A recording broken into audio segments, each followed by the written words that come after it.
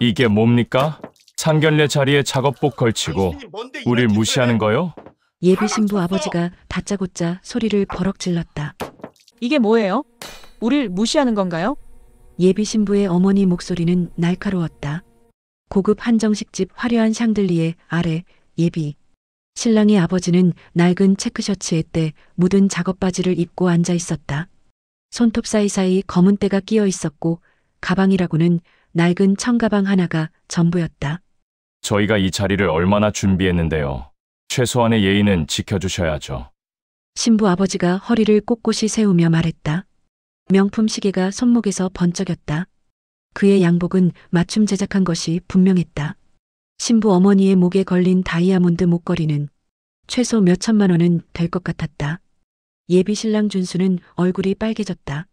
아버지를 보며 입술을 깨물었다. 오늘 왜 하필 이렇게? 사흘 전 통화에서 분명히 말했다. 격식 있는 자리니까 정장 입고 오시라고.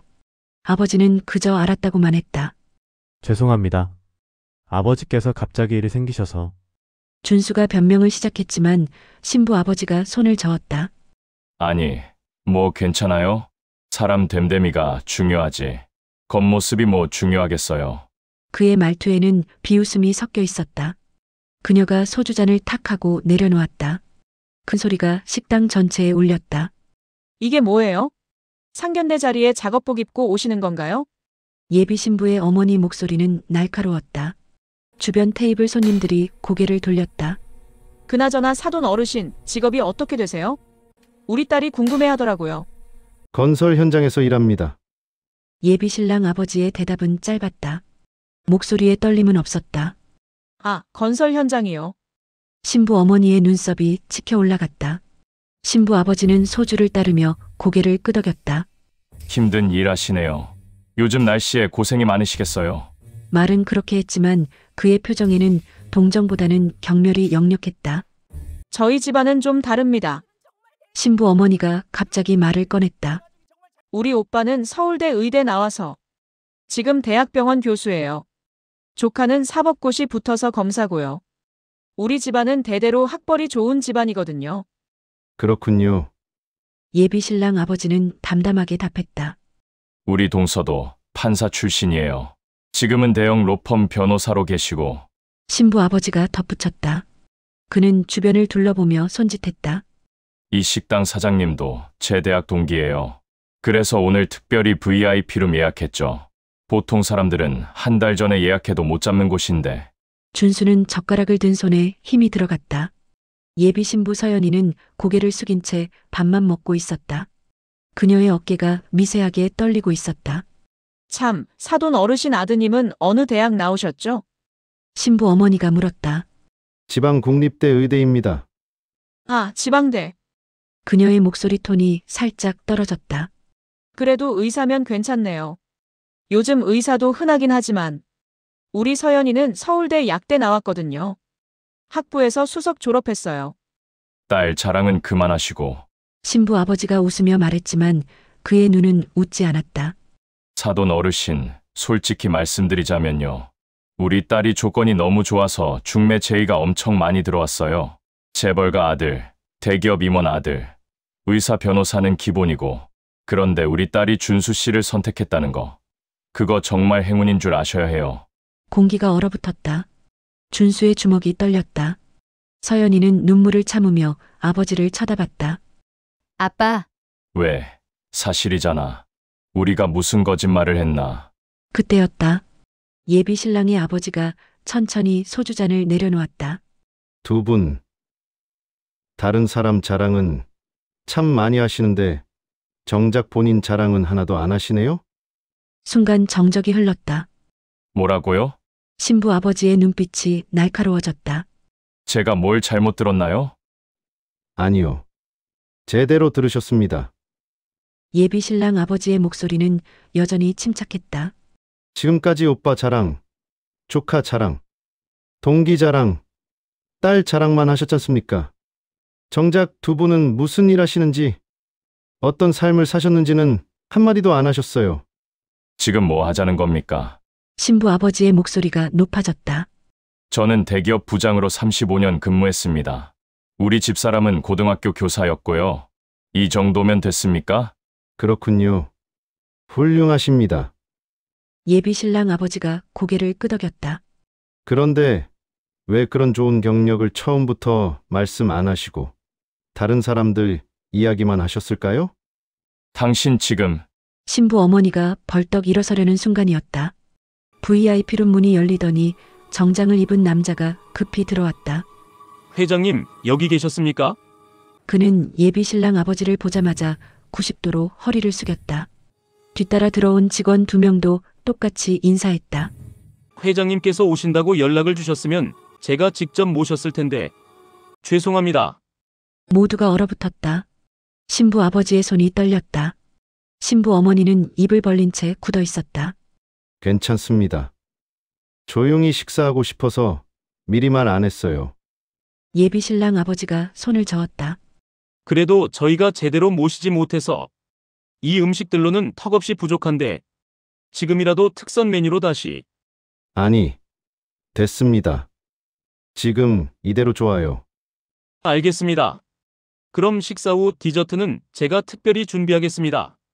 남자가 다시 한번 인사하고 나갔다. 무거운 침묵이 흘렀다.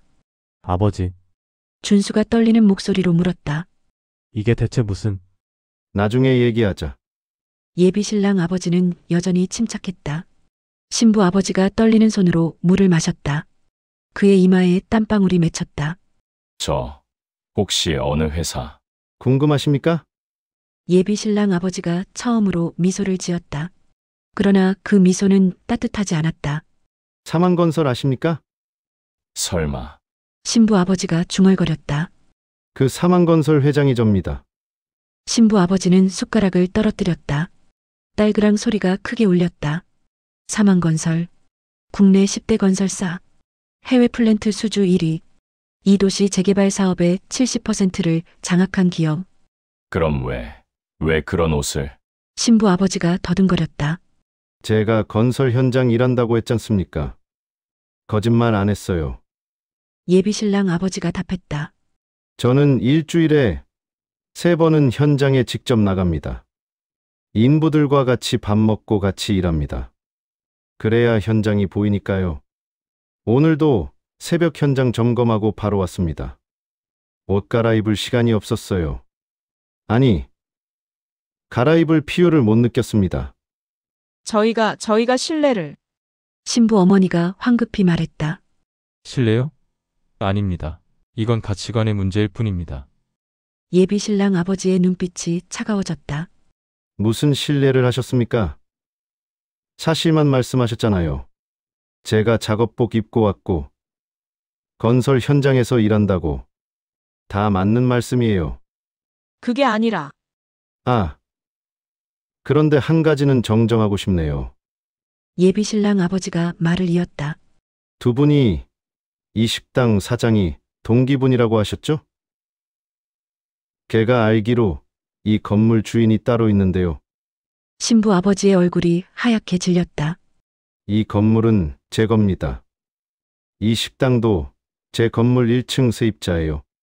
방금 들어온 사람은 이 건물 관리 책임자고요. 그리고 말입니다. 예비 신랑 아버지가 천천히 일어났다.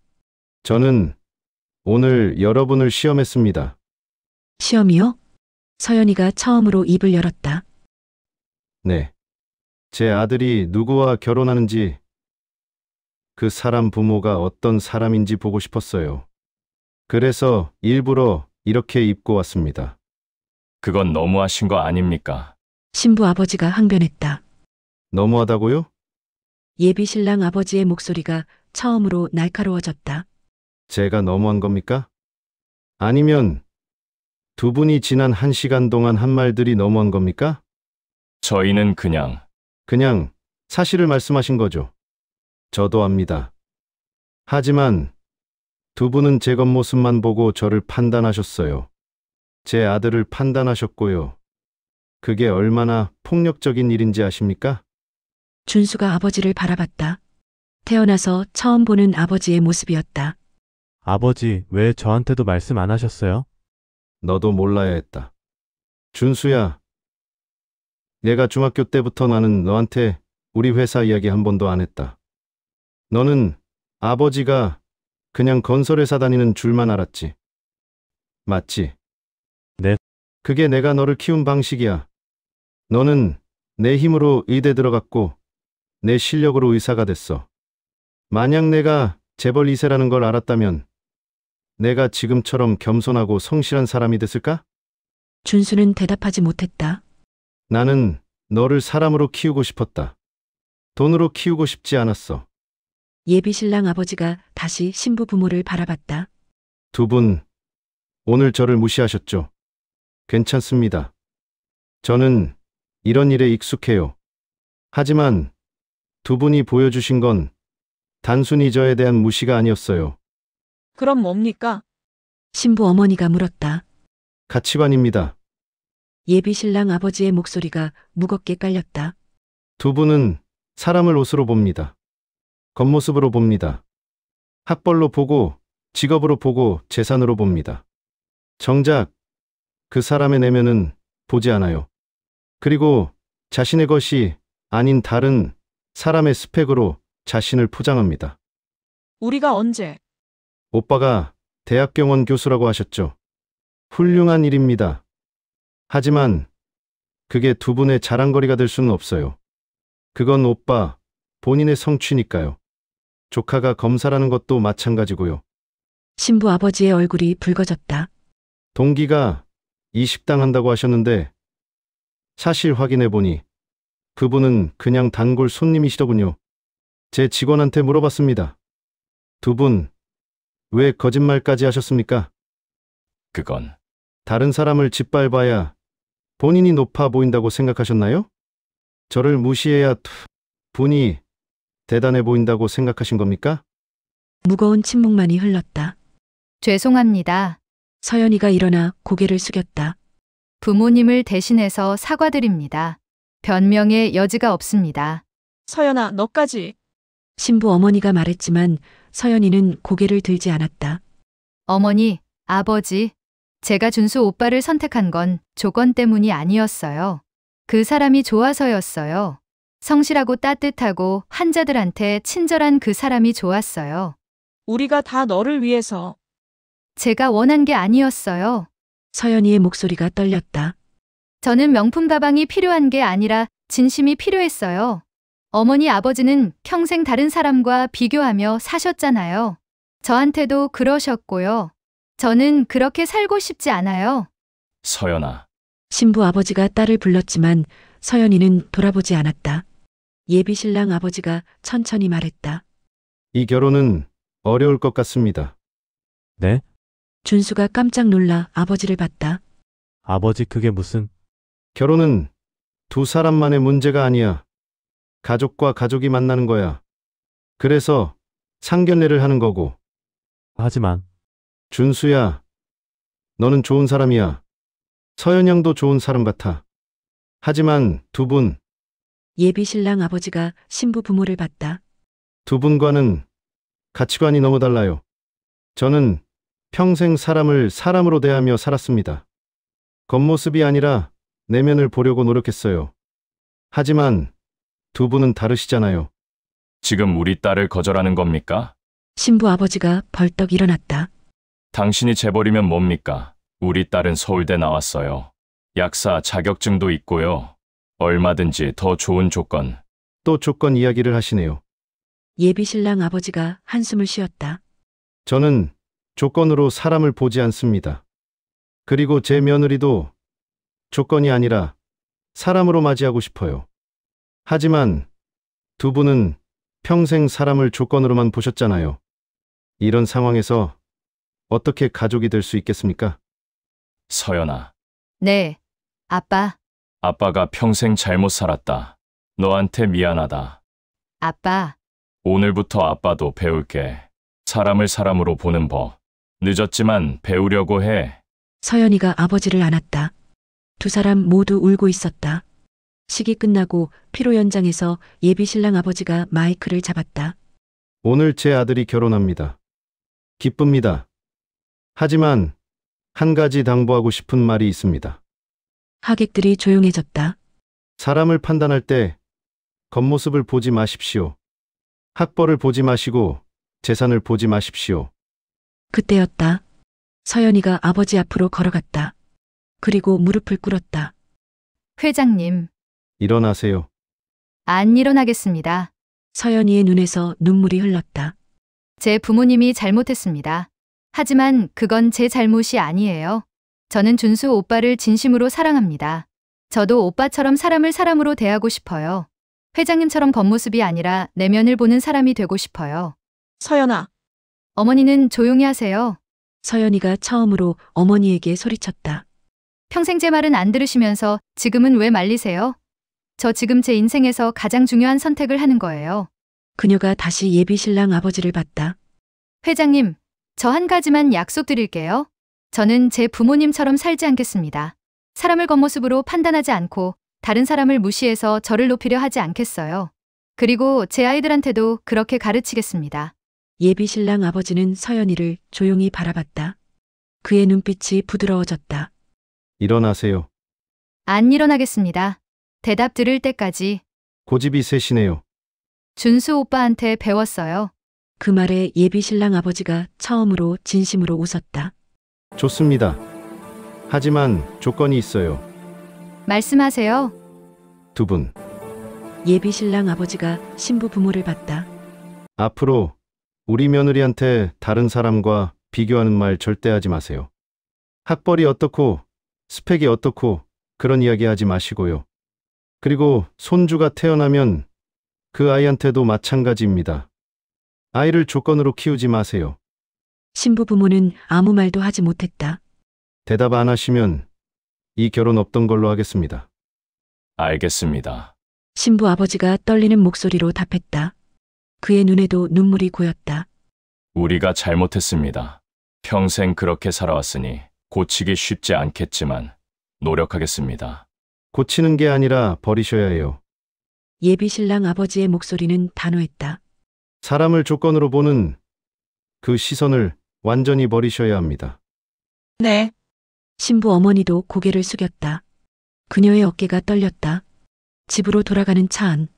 신부 아버지는 핸들을 잡은 손에 힘을 주었다. 옆자리 아내는 창밖만 바라봤다. 여보, 왜? 우리 정말 형편없는 부모였던 것 같아. 아내가 돌아봤다. 그녀의 눈이 붉어져 있었다. 나도 알아. 평생 남들과 비교하며 살았잖아. 서연이한테도 그랬고. 오늘 그 양반 말이 맞았어. 우리는 사람을 사람으로 본 게 아니라 조건으로만 봤어. 미안해. 나한테 미안하다고 할 게 아니라 딸한테 해야지. 뒷자리에서 서연이가 조용히 울고 있었다. 준수가 그녀의 손을 잡았다. 괜찮아. 미안해. 우리 부모님 때문에. 아니야. 오늘 내가 정말 멋있었어. 준수 오빠. 응. 나 오빠 아버지 같은 사람 되고 싶어. 사람을 겉모습으로 보지 않고 진짜로 대하는 그런 사람.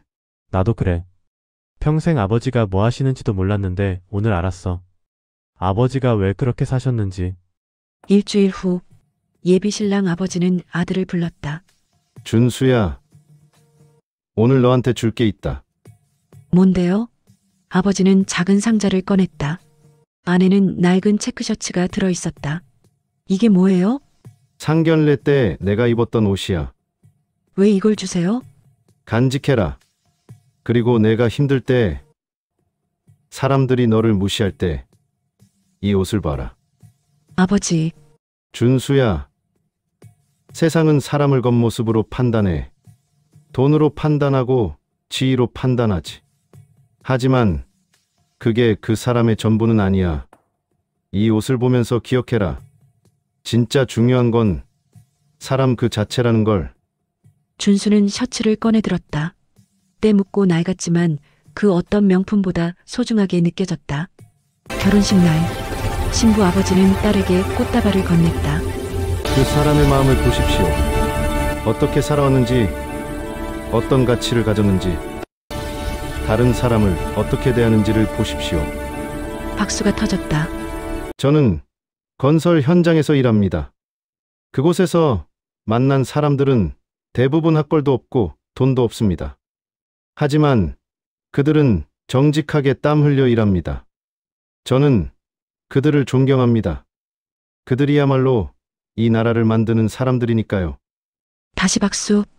오늘 제 며느리가 됐을 분 부모님께도 감사드립니다.